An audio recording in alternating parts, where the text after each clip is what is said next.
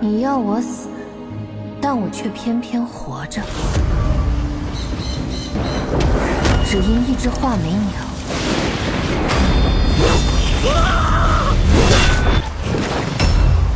范季礼蓄意诬陷我兄长，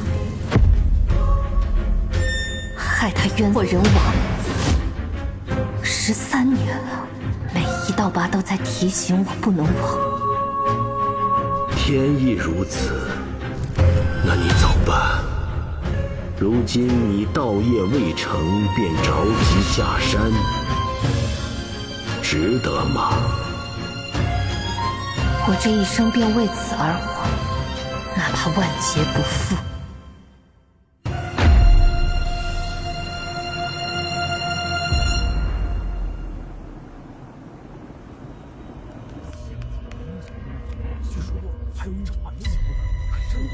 这画眉仙姑是什么来头？等了这么半天也不见人，莫非是什么天仙？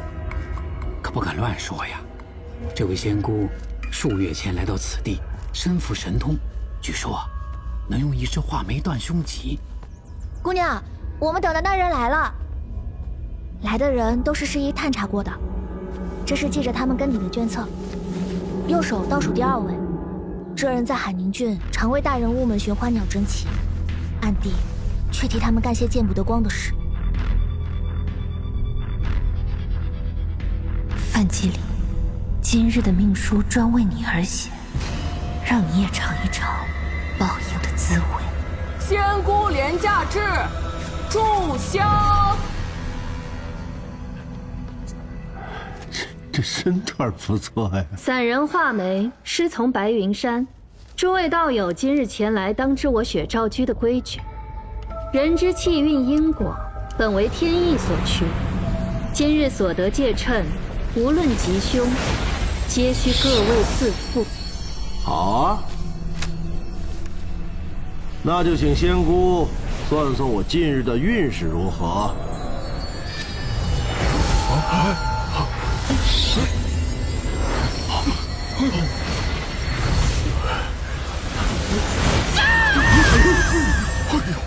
阁下3日内必死。不可妄语啊！莫是冲撞了什么？信我当真啊！你这妖女，口出乱言！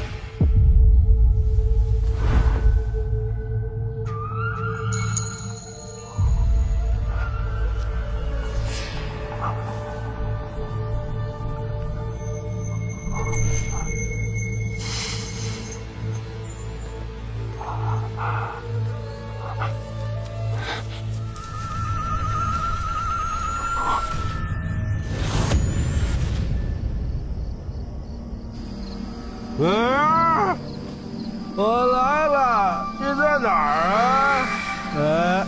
这儿先前死过人，别闹了，快出来！范员外，可还记得是谁死于此地呀？美人，你在这儿啊？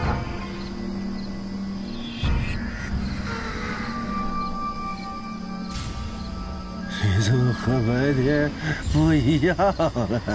那官人是喜欢白天的我呢，还是此刻的我？妖女、妖女，自然都是喜欢的。那大人就跟我来吧。美人，别跟我玩捉迷藏啊！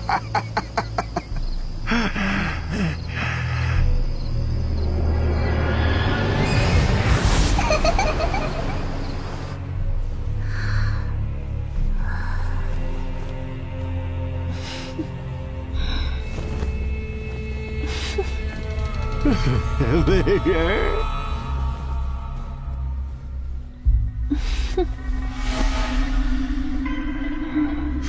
美人，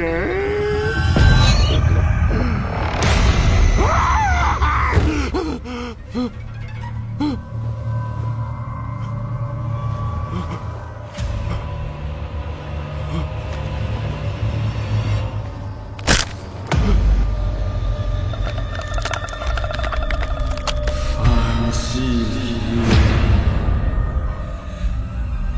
还我命来！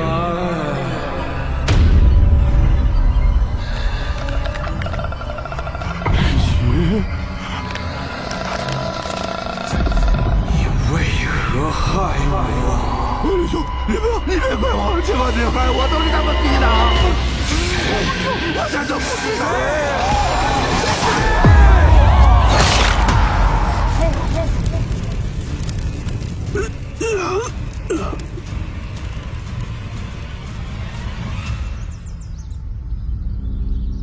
杭州格林宝云山的宝云茶可以安神。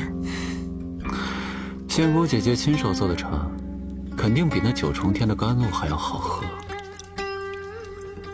姑娘，衙门里的江县尉来了。我这就来。这厮怎么来了？仙姑姐姐木药里的，再陪我喝会儿茶，我头好痛。你先好生歇着。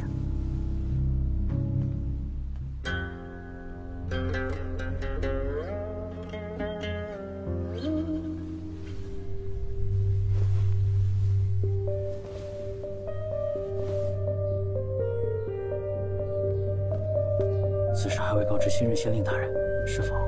你是说依附权相的那个废物？告诉他做什么？他知道了有什么用？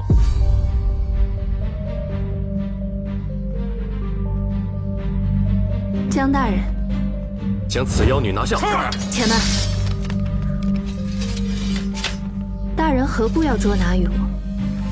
昨日可是你在此处扬言，范员外3日内必死。我只是依命书直说。这范员外果真死了？你是如何杀害范季礼的？还不从实招来？范员外是何时遇害的？17日午时之后，一樵夫在砍柴的路上发现一具烧焦的尸体。我们在火烧现场发现了死者遗物，正是范员外常戴的玉指环。那我并未有动手的时间。信口雌黄！你有证人吗？此处偏僻，根本就没有人来。你若寻个观中的小儿、乡间的老头来作证，那可就是个笑话了。哪个混账说本县令是个笑话呀？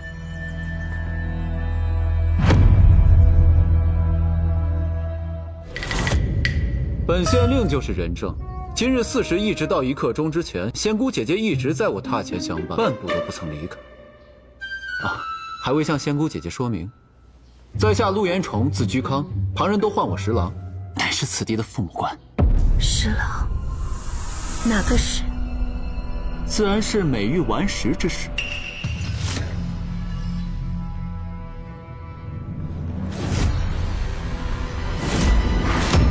吾愿念吾，乌云蔽日，天不晴。与我兄长忌日。今日之我，名唤李福渊，开始复仇计划的第2日。我的索命鬼好像来了。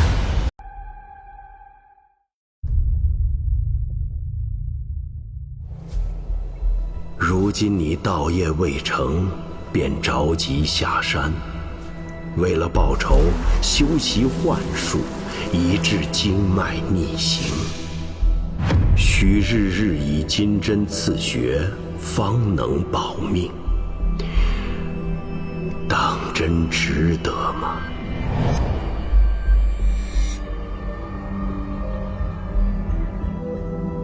我曾以为天理昭昭，岂料几句诬陷，竟可灭我满门。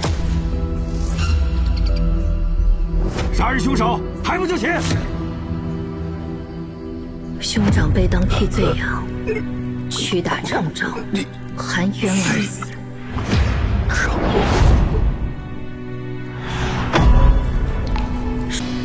恶人妄想一把火将真相掩埋，只因一只画眉鸟，一夜间让我家破人亡，流落街头。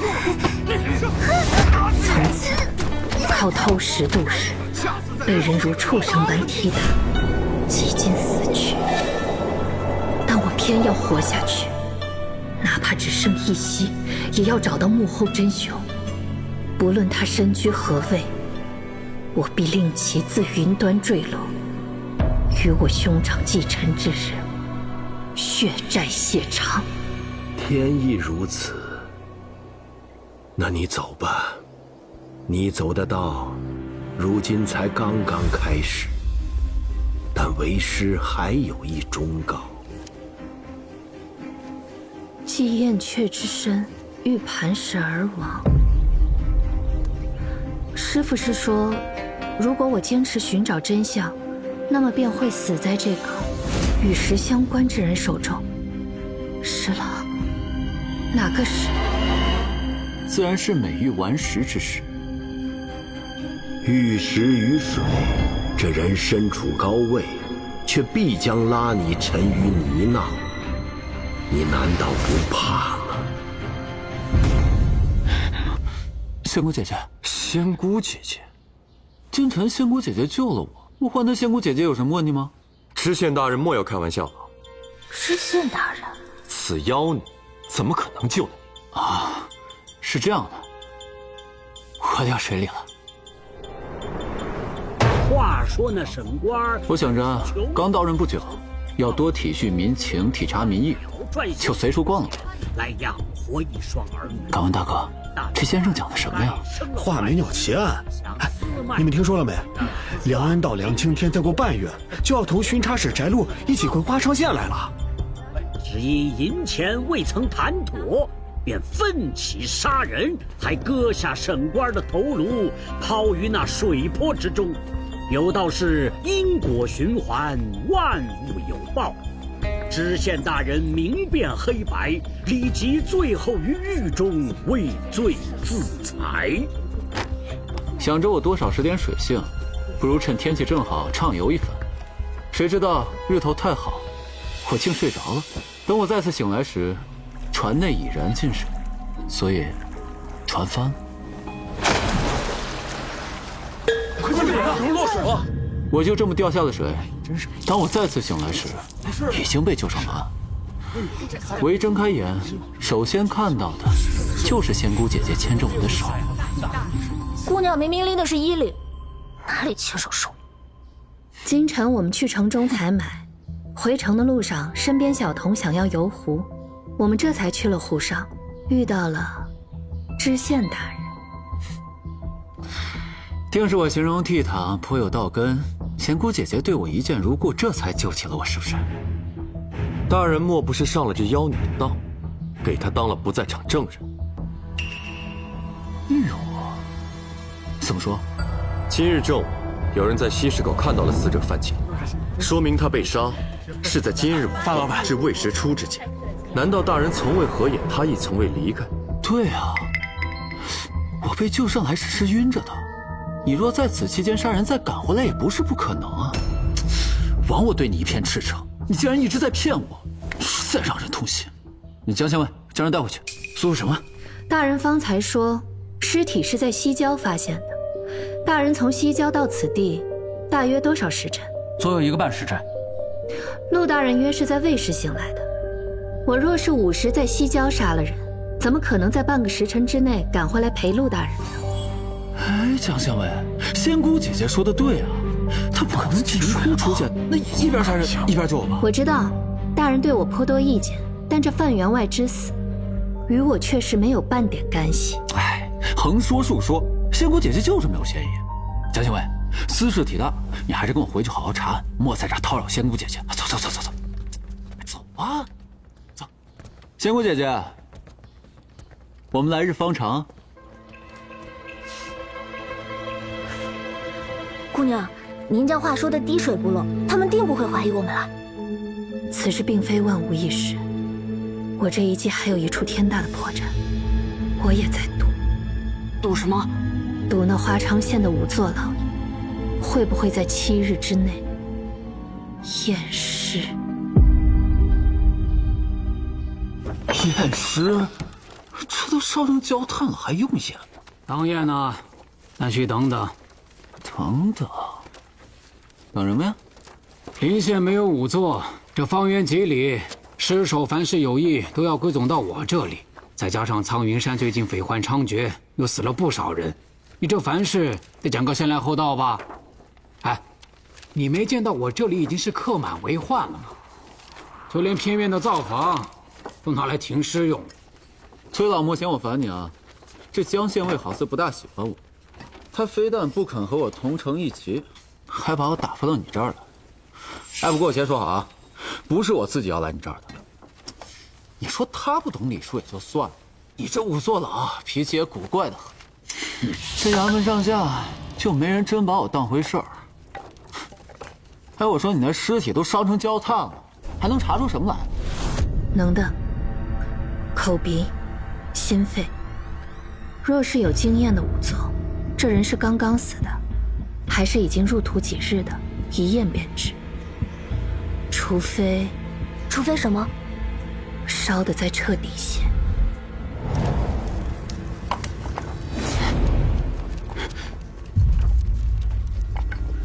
不是，你烧什么呢？啊？我问你，你刚在烧的是什么？这上面的一帮木炭啊！哎呀，什么木炭呐？那是饭几里的半身骨尸！哎呀，去！这都烧成灰了，这还能看出什么来？你就不怕那范氏变成厉鬼，晚上找你去报仇？哎呀！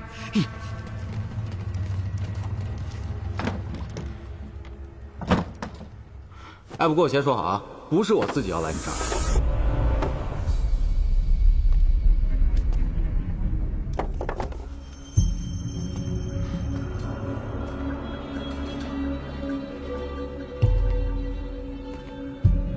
帮我看下尸骨。李吉与沈秀还有活着的家人吗？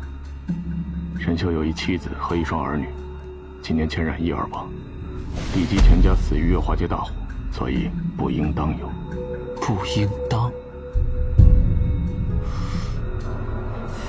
必须去查清楚他的身份，否则水太浑容易坏我们的事。阁下这样的混世魔王还会怕水太浑吗？怕呀，我胆子小得很。不过我们也不必着急动手，不想他继续前进的人，尤其是你我呢。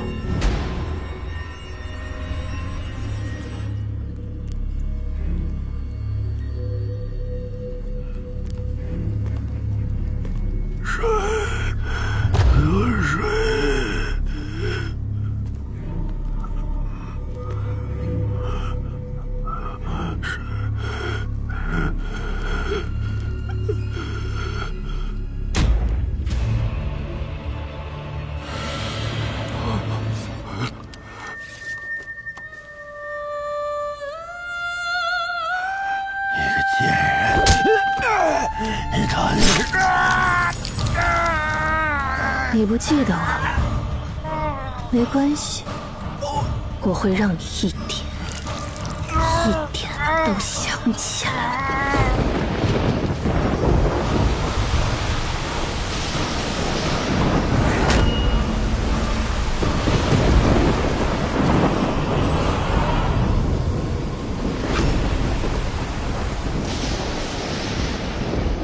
你会遭报应的。你会遭报应的！报应，大家都会死，急什么？我真的只是受人陷害，真的不认识那个人。他给我一封信，让我做假证诬陷李吉。你究竟是谁？画眉鸟案的细节，你且好好的想一想，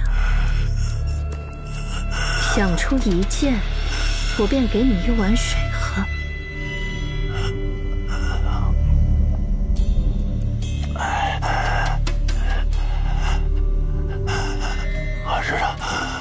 我知道，人头，那个沈秀的人头，是是当今县尉江春找过来的。江春，谁让你进来的？好，我找到了。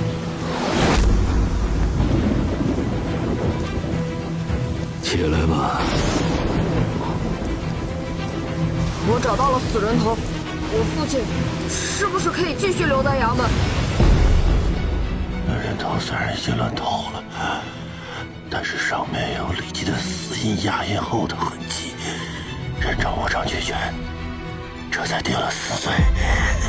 人头烂透再压上死印，这诬陷的手法简直是恶劣至极。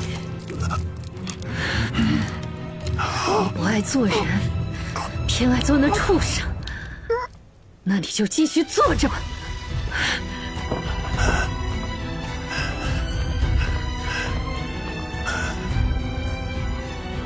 正和8年末月年6，今日不知是否雨停，天气不下。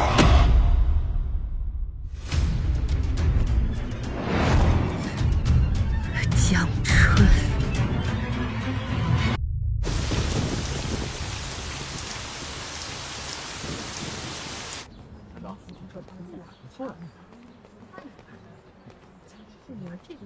姑娘，您得到陆县令的消息啦？咱们现在去哪儿？你去帮我找个人，接下来我自有安排。是。我要这个。来，你拿好。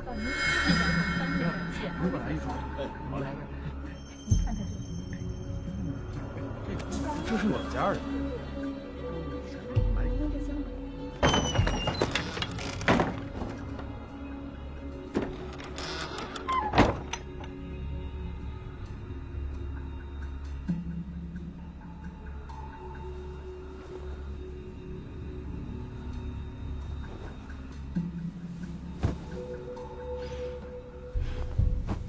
大人要挟我来此处，是为什么呢？那你的童子前几日在水中掀翻我的船，又是为什么呢？大人说的什么？我听不懂。仙姑姐姐听得懂的。你这招连环计用得相当巧妙，只不过你找错人了，万不该算到我的头上。看来仙姑姐姐是非要我一件一件的都说清楚，是不是？那好啊，我们从头说起。我落水那日，天气很好，连一丝风也没有。四周既然无风，我的船莫非是个活物，是会自己翻的吗？范季礼既然已死，为何还有人在街上见过他？那烧焦的又是谁？大人的想象力倒是丰富，我何必要这么做呢？问得好，那自然是让我给你当人证。你们先制服了范季礼，然后找了个尸体烧了做替身，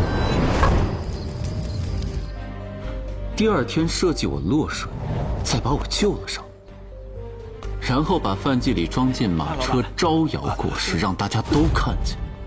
如此一来，范季礼死在午后，而你在午后没有时间往返西郊，嫌疑自然就洗清了。那若尸体早被发现了，那地方人迹罕至，只有个樵夫在每日卫时会经过那荒屋，雷打不动。这自然是你们查探过的，算计好了的。这样吧，我数3个数，若你不能说服我，那我便要将你法办。江县尉，陆县令如今就在那茶楼里，定是贪图我家姑娘的美貌，有行不轨之事。3，你并没有实证。那我若是找人验验那个尸骨骨龄几何，是男是女，埋了多久？2，大人不直接捉拿，反倒这样隐蔽行事，想必是有所图谋。您要什么？不妨直说。爽快，这么着吧，我要你带着那帮装神弄鬼的童子们离开华城县。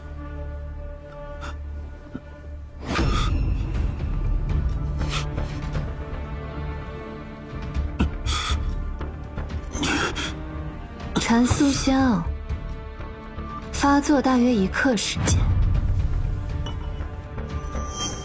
大人，你不会以为我听你说了这么多废话，是当真喜欢听你说话吧？这是我刚从京城掮客手中买到的消息：3元3鼎，文武双全，于吞海楼上题诗作画，名动京城，得了当朝权贵的赏识。下放到我们这样的小县，怕是要不了多久就会高升的吧？你这样懂得趋炎附势、趋利避害之人，又怎么可能真是个糊涂蛋呢？我若是不做一手防备，那就当真是个傻子了。无论是为花昌县的百姓，还是当日陈岩这样的渣子祸患，都绝迹不能再留。什么？你不能杀我！我数3个数，你若是不能说服我，我就先拿你动刀。你那作假的尸首在我手中，你若杀了我，为师之事必然暴露，到时候自然有人追查范季里下落，你的谋划怕是要功亏一篑了吧？此物名为莫逆，发作时会心痛欲裂。我要在这12日内能够自由出入衙门，无论你用什么方法。陆县令，你在里面吗？大人，你做什么？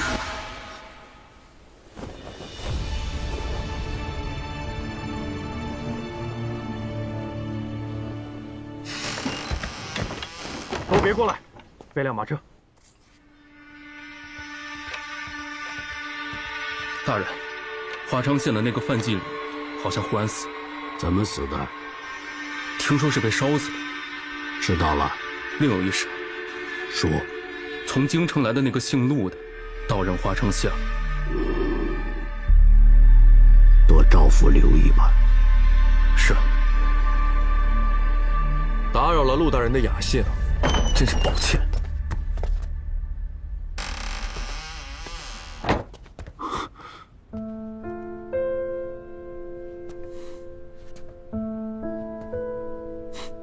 江县尉，快快制止！不想死就配合。大人，你做什么？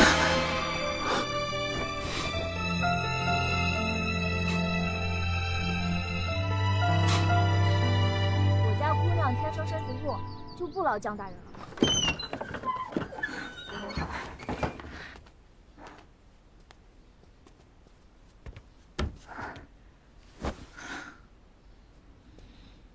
没事吧？姑娘，你让慧去守着马车，里面装过范季礼，有些人若仔细查看，难保不会发现什么端倪。是。您放心，他没那个本事。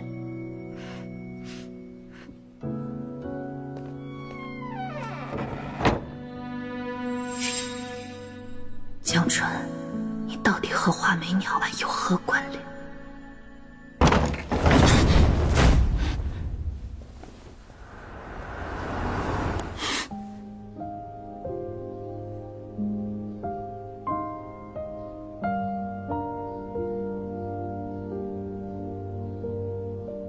刚才反应不错嘛。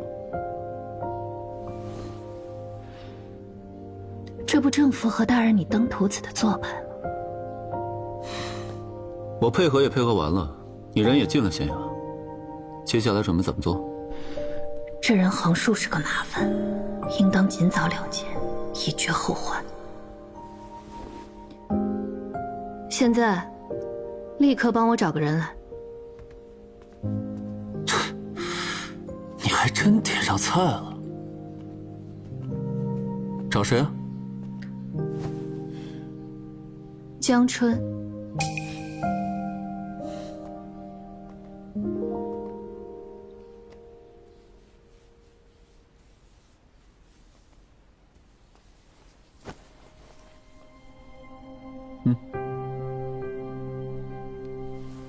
这是竹璧，怎么用？你没见过？我以为姑娘家都会有1、2个。这很奇怪吗？我不曾用过，是这么说的吗？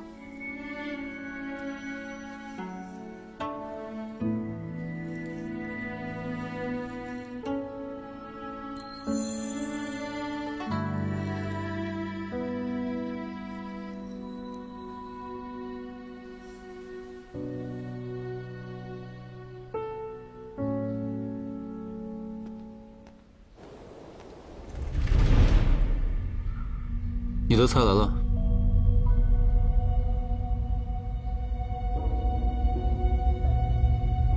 李姑娘，请进。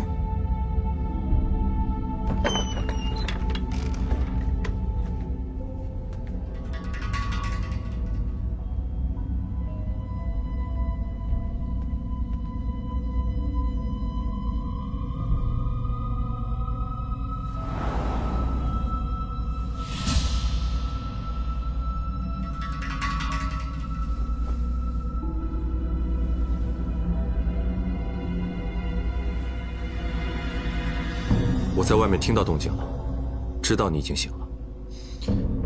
当日在雪昭居，你装神弄鬼骗人敛财，骂你的那句妖女，我并不会收回。不过，方才的事，不是你的错。我没想到姓陆的光天化日之下竟敢欺男霸女。他在本地为官，你之后恐怕很难在这里立足。你若想摆脱他的纠缠，我这儿有一些银两。你拿了去，速速离开华城县吧。我若要走，天下何处不是我的立足之地？但我有必须要做的事，我不能走。多谢江大人指点迷津，可否靠近点说话？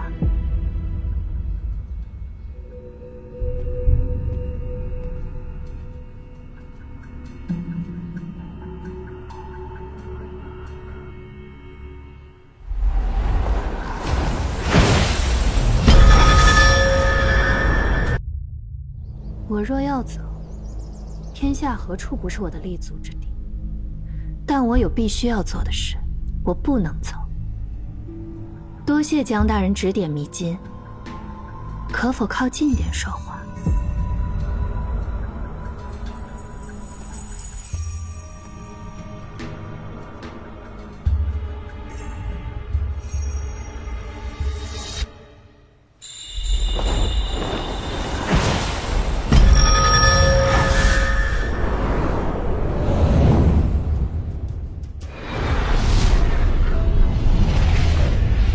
江大人瞧瞧，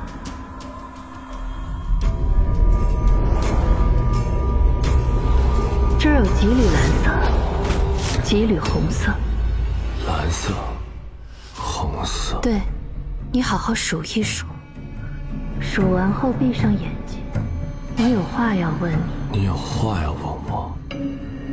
蓝，红，没有蓝。也没有红，为什么？为什么没有蓝红？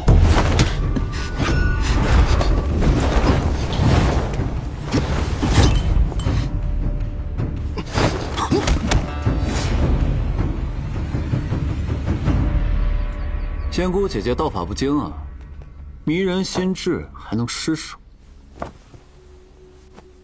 不可能是我的问题。那是谁的问题？是他眼睛有问题。江春，我是13年前，你可是住在花昌县。是。当时多大？14岁。你捡回过一个人头，是不是？是。你是如何捡到那个人头的？不是我捡的，是我去取的。那天晚上雨下很大，我父亲当值不慎摔断了腿，衙门不想续用他，我就想再去求一求父亲的同僚，替他说几句好话，但好像走岔了。雨太大，周围很黑，我就随便找了个廊檐躲雨。恰巧听到有2人在屋里说话。血烂的差不多了，明日就拿去衙门领赏。还有那位爷给的赏钱，该有几年好日子过了。位置保险吗？七里坡那地儿就没人去。我当时也不知道他们在说什么，只听见了有赏银拿。若有银子，便可请大夫治好我爹的腿。我怕他们第2天就会把这个宝贝挖走，于是连夜跑去了七里坡，就这么从坡下挖出了命案死者沈秀那个一直没能找见的人头。我好像也听说了这个案子，你搞那么多事就是为了查案？你和这案子什么关系？莫非你是苦主？哎，行了，知道了，不问，离远点，走狗。你眼睛是不是有问题？是，我有色弱之症，只能看见黑色和白色。有些人故弄玄虚，非要弄什么蓝色、红色，结果人家压根儿都瞧不见。你当时去求的是哪几个同僚？住在何处还记得吗？我先去找的人住在月华街，在县衙东面，巷子很多，走乱了，但方向大致是对的。你想找藏人头的那户人家？你要照他这么说的去找，大约是找不到。崇宁5年，月华街一带发生过一起火灾，之后的5坊19街都是重建的，位置、大小、住户都和13年前大不一样。你怎么知道？我既然来到了华昌县，就肯定会看一下当地的县志啊、卷宗什么的。恰好我又有过目不忘的本领，所以别没事再拿你那老屎子毒药吓唬我。我一害怕，说不定什么都忘了。怎么会？之后还得仰仗陆大人。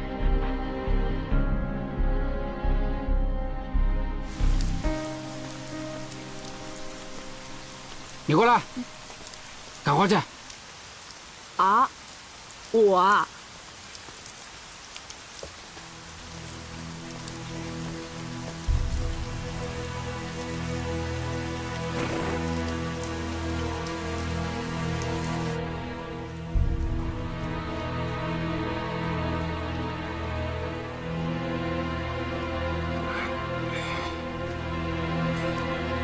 哟，你也被叫过来了。这老头什么来着？怎么这么凶啊？崔三爷本县的仵作，这县太爷好得罪，这位崔爷可千万别。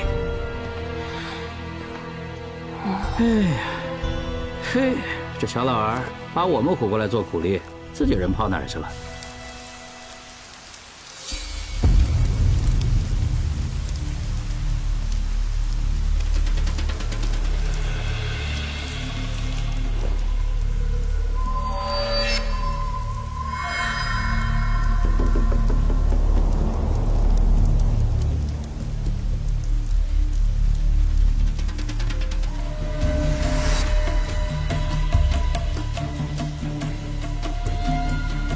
小姑娘真是胆大包天啊！你确定她醒来不会有这段记忆？按常理来说不会。那若不按常理呢？那我就死定了，并且我会带着你一起死。你那个什么魔妮呢？你给她来一颗。你以为那是枣条糕吗？说有就有的，就这么一颗用你身上了。倒不如一不做二不休，把他跟那个范季礼关一块儿怎么样？不必借机试探我，也不必靠这么近。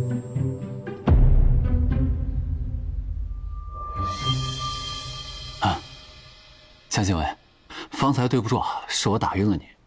但你要理解我，骤然看到一个男子闯入自己未婚妻的房间，这下手没轻没重也很正常吧？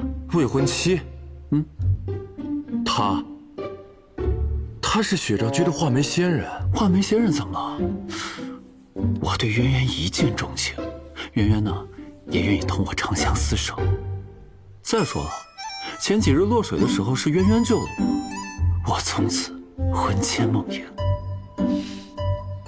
李姑娘，你多谢江大人体恤，十郎乃我命中避不过的劫数，我是自愿留在这里，嫁给他的。如此说来，是我多此一举了。告辞。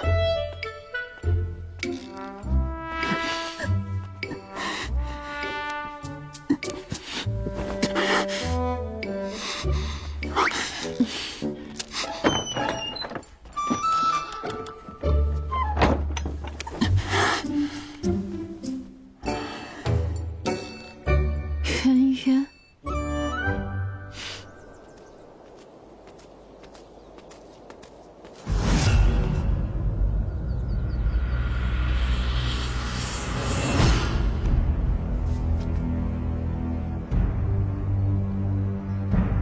命中避不过的劫数，论肉麻和夸大其词，您不比我差。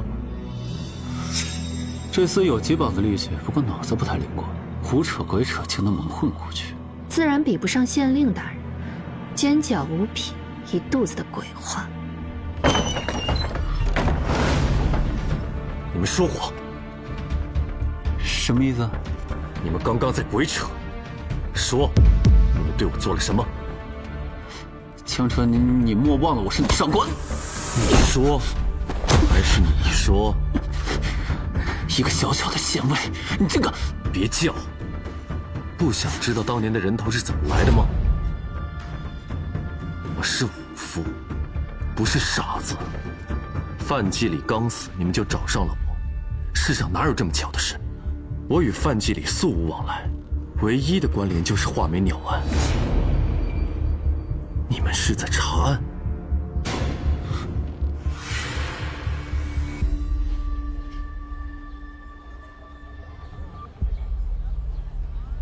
从7、8年前起，这条街我每日都要跑上一次。为什么10来岁的小孩可能确实什么都不懂，但人难道会一辈子懵懵懂懂？等我长大些，想明白其中关窍，知道那人头来的蹊跷后，便每日不能再安宁。你想找出那夜对谈之人？有疑必究，但事情已经发生这么多年，要想继续调查下去，需要实证。当夜谈话之人就是实证，可惜当年月华街大火早已物是人非，隔了多年想再去寻找，恐怕很是不容易。是，但有了我们这位汴京来的县令大人，事情便大不一样了。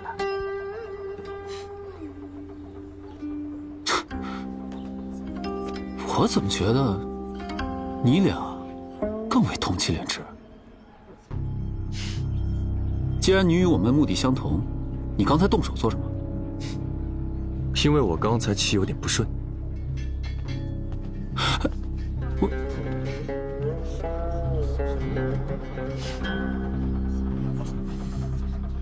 陆大人既然看过当初的卷宗地图，那不如我们就来实地比对一下。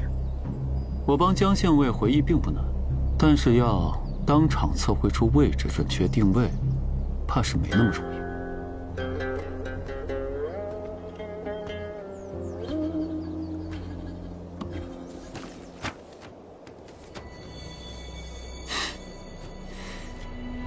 当年月华街为正东西向，长1里6半，宽2丈，左右各邻何处？距离几何？向北临近涌泉坊，间1丈余；向南贴近方氏，间2丈。街上共计住户、店铺、宗地126。这是规整，院目大小都在1丈半。当日我一路往地势高的地方走，应当是正东面。起初跑了有小半盏茶的功夫，约有数10户人家，然后就碰见了岔道，跑乱了，但又感觉方向是对的。方向是对，可见2条岔路并非是平直的分道，多半是中间角度较小，朝着一个方向的应当是春兴街。岔路又分了10字路，一侧能看到远处的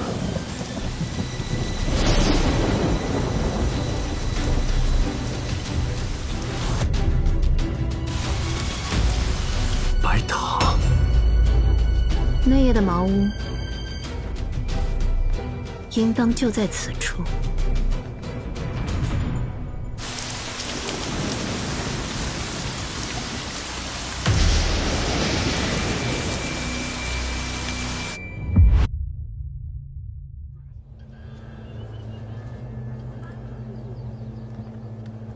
那夜的茅屋，应当就在此处。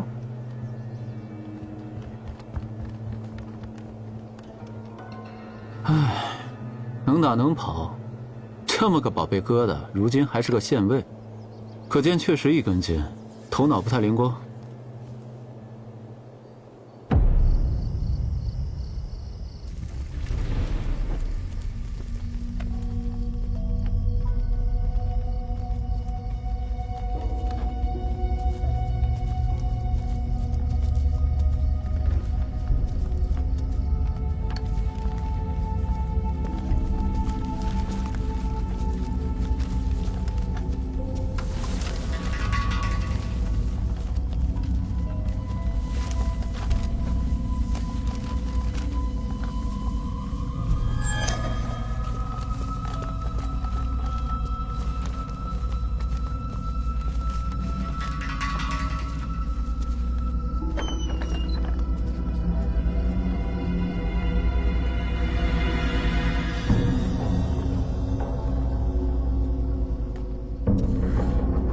中年家打雁，如今却被小燕捉猎。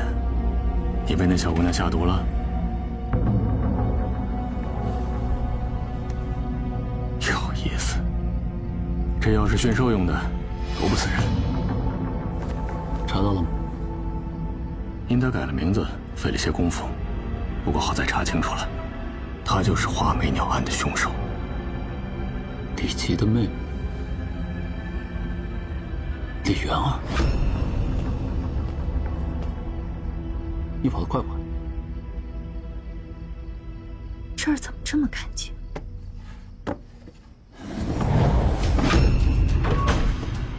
明日就拿去衙门领赏，还有那位爷给的赏钱，该有几年好日子过了。这儿应该还有。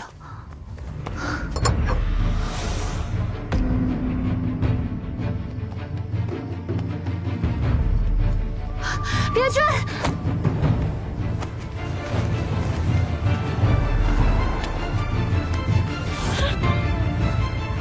别吵了，离开此地。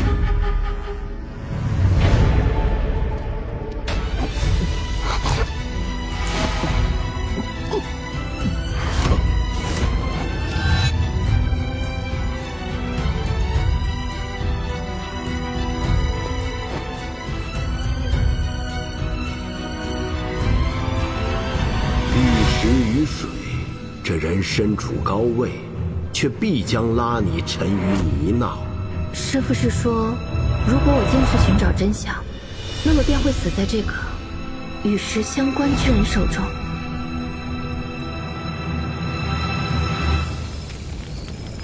快救火！安全文书都在里边，快！快拿水来！快点！快再拿水！政和8年5月年7，御手奉献，万顷风波，隐于云后。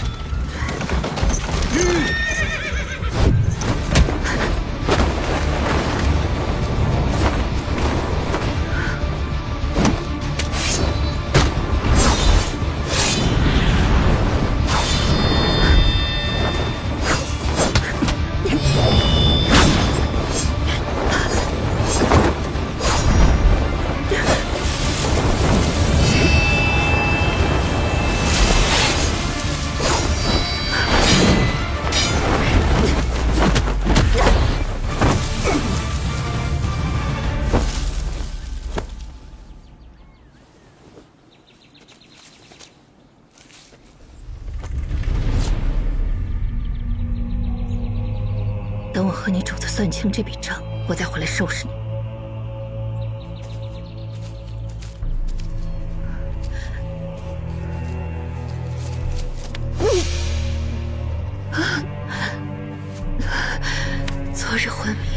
危急时辰，竟已到了这种地步吗？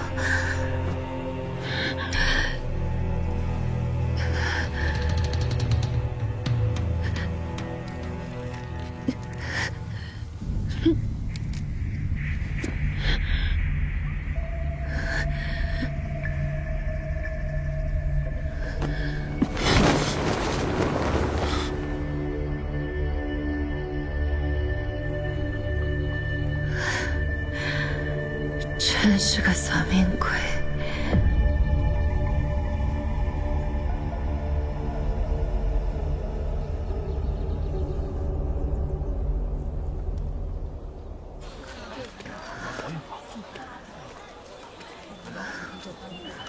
劳烦老丈来碗茶水。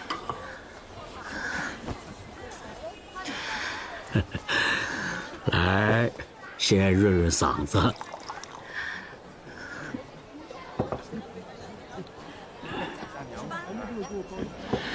姑娘何事如此急匆匆的？多谢老丈，我有一件大事要做，但困阻重重，敌友不明，就快要做不下去了。哎，这世上就没有做不成的事，只有什么？只有做不完的事啊！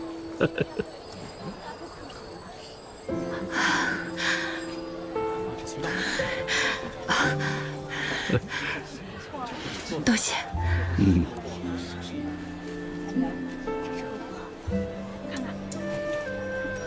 我给你扎上，好看吗？好看。这只也好看，再看这只吧。你执着于血仇，便再不能似寻常女子般从容成长，这样值得吗？不如把这两只都给娘带回去。好啊，这两只都要了。好嘞。江大人，你没走。姓陆的说你已经离开华城县了。大人昨日说的对，我与那陆延崇根本就不是一路人。我是个孤女，受过画眉鸟案元凶李吉的大恩，因此想要查明真相。你二人之间，我更信你。对了，昨夜究竟发生了什么？我追至中途时，那人忽然将金锭置还给了我，就不见了踪影。已经重新熔铸过，瞧不出什么。为今之计，只有去查当年那家铺子的户籍录入，租赁是在谁的名下。怎么了，江大人？昨日文书楼大火，户籍文书全都烧了个干净。当初画眉鸟案的始末卷宗也已付之一炬，只怕线索都断了。陆延崇去哪儿了？就天蒙蒙亮的时候出现了一次，和我说了几句话，人就出去了。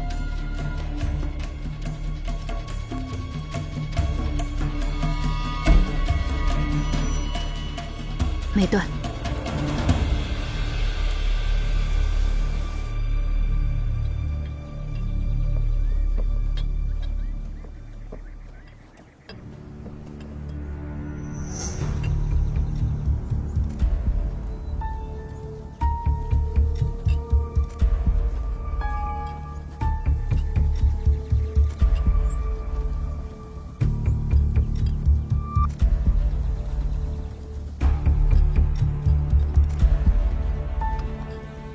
为何说跟着他线索就没断？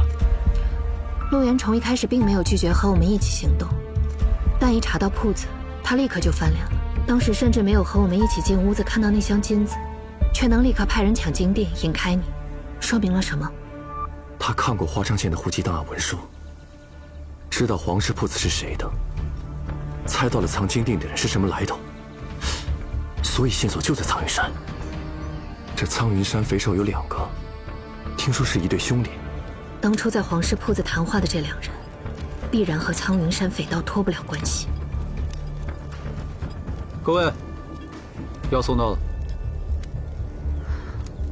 看样子他是半城药铺的伙计，这身上莫非有人病了？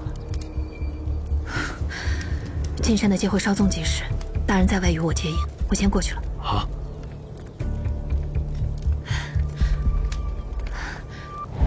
我要进山寨。大强，最近这苍云山上可不太平，你怎么敢一个人上山的？这是……那次，冯掌柜让我来送药，你不在柜上抓药，大白天跑这儿做甚？我哟，也是药铺子里的。我们二当家的正好需要大夫医治。来，你们要干什么？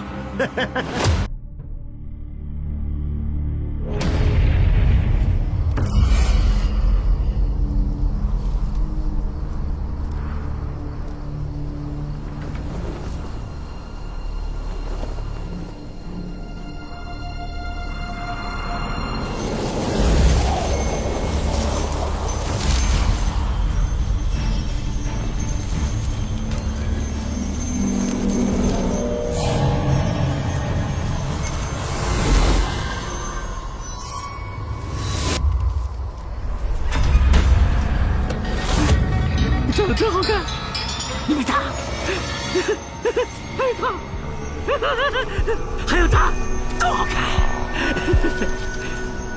你要敢做我老婆，我就放你走；要不等晚上钟馗来捉鬼，你们就都得死。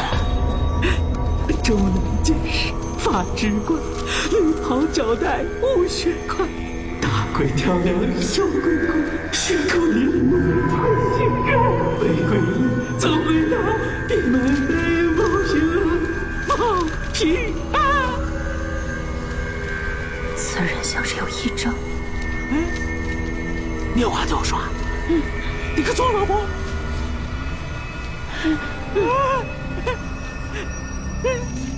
哥哥，你刚刚唱那个歌好瘆人啊！我们也拜钟馗爷爷，可是他为什么要吃人啊？因为这些山都是大坏蛋，钟馗爷爷要把这些坏蛋都吃光，吃完肚腹，吃皮，还有吃骨头，还有吃人头。玫瑰衣，走鬼蛋，走鬼蛋。哥哥，你刚刚说想让我做你老婆，可是你还没有告诉我你名字。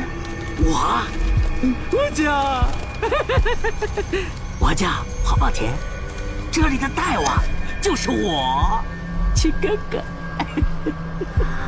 你说你姓黄，你们家是不是原来开白事铺子的，住在方氏后街那边？你怎么知道？我和我大哥上山之前就是在城中看铺子的。小田，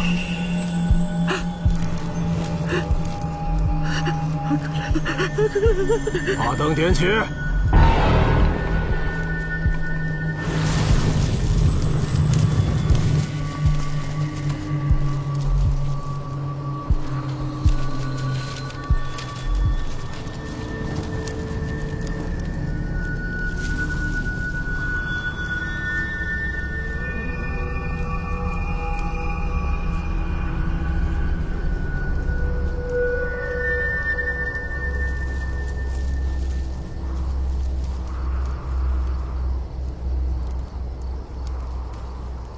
薛兆居，画眉仙人。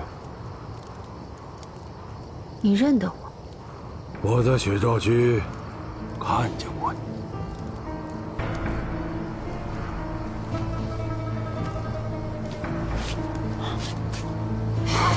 你这个蠢货！二位，请随我来。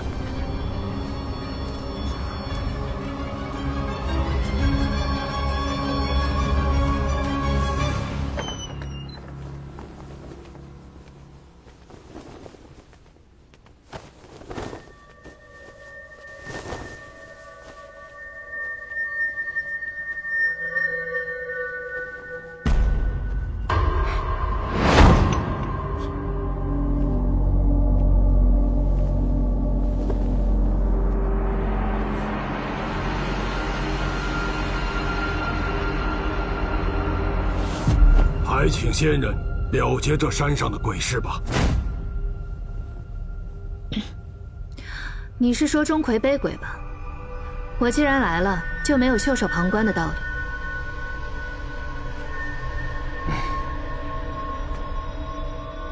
我是这位画眉仙人的。此人名叫陆延崇，乃是花昌县的新任知县。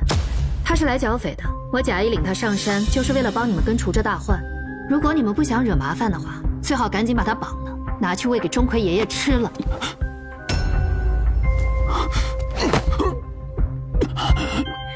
大人，您口蜜腹剑，心怀叵测，屡次暗算我，不会以为我真就这么算了吧？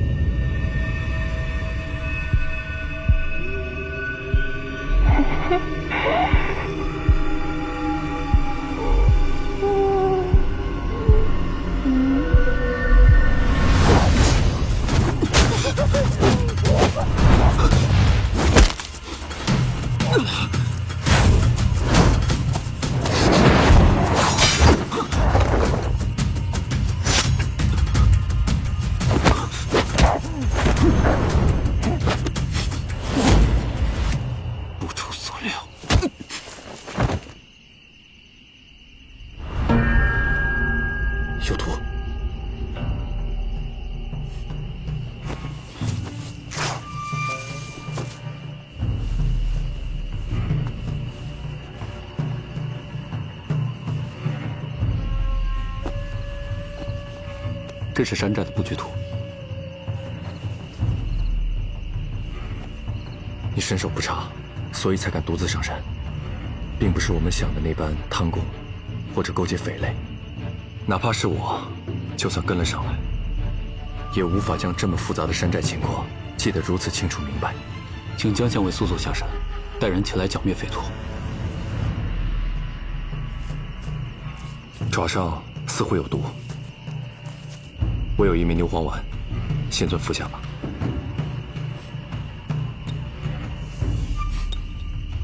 称呼都改了。先前是我错生榆木，等收拾了这帮匪徒，再来向新尊赔罪。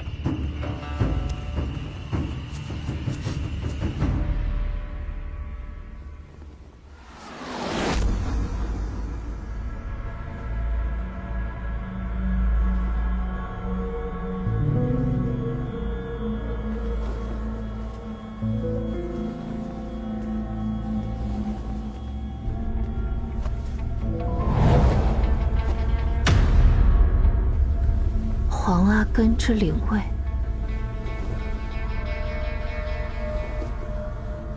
己亥年3月，正是画眉鸟案发生的当月。谁？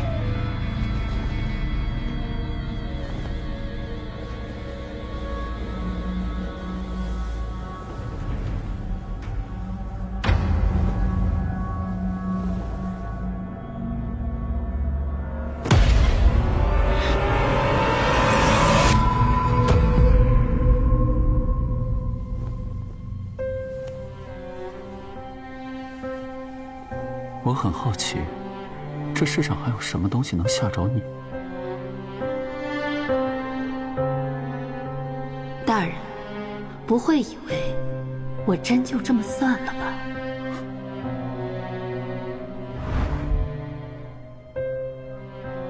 说起来，江县尉是我的属性，如今你们却愈发默契。我倒希望昨日江县尉没能及时赶到，好让你死在钟馗手下。这么狠吗？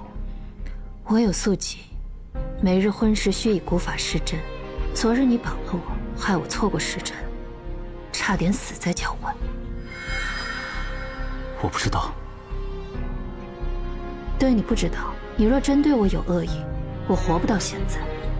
但让我对你放下戒心，我做不到。你绑我出城，我利用你上山，两相扯平。等下山之后，我二人最好是泾渭分明，从此互不相干。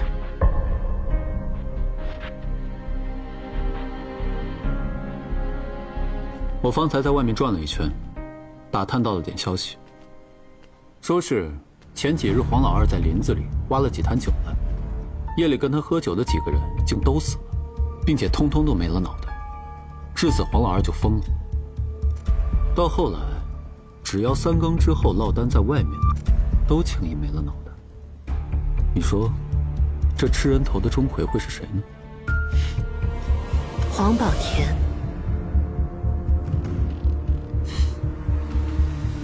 我猜你一定有很多话想问他，所以我特地把他捉来，也算是对昨日鲁莽的赔礼吧。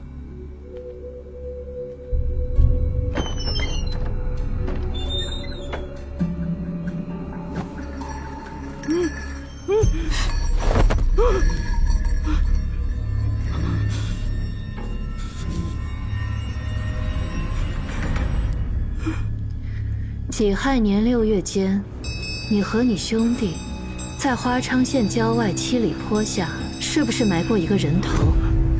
人头！7里坡，对，7里坡。那个人头是谁的？爹突然死了，俺就下了头。你们为什么要往那个人头上做李吉的印章？人工会，你不知，东厂西，东厂西。有人给了钱，有还多更多钱，有人拿了头。他现在疯得太厉害，根本问不出什么来。要想要切实的证据，还去制服他那迷信的阿兄。人头！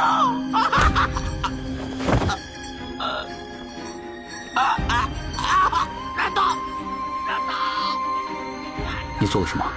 当年做假证，跟他肯定也脱不了关系。他又在此地杀了这么多人，是鬼非人，受些折磨也是应该的。怎么了？没事，是术后的虚耗罢了。你帮我吧。怎么帮你？天纵脑术耳穴，前3寸，刺下去。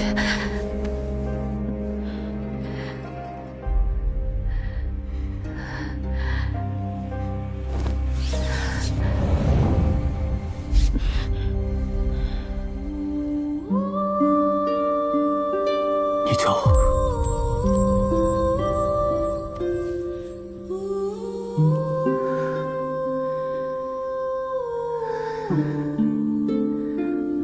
刺下去。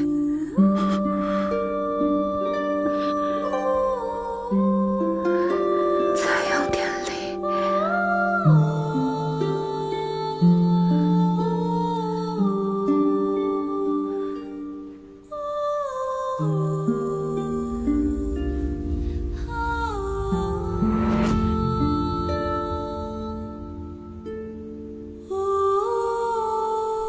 政和8年5月念罢，天阴，无雨，鸟雀不飞。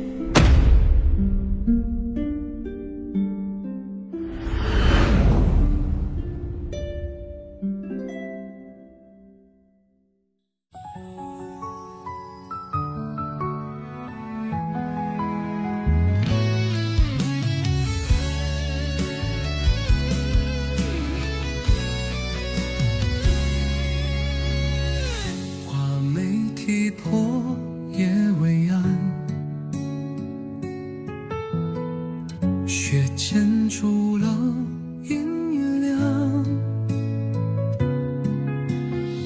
13年霜雪封了旧书窗，我拎着针挑开过往，十字棱抵着战。修长过埋他乡，或是舔过那方，明心正一棒。谁在暗处笑看仓皇？笼中应是我，也是那飞光。很少精彩动，执念多烫。你说于是变忘，偏装入我冥顽。离火挖满你肩头那头伤，竹林风吹散花香，花没吹醒。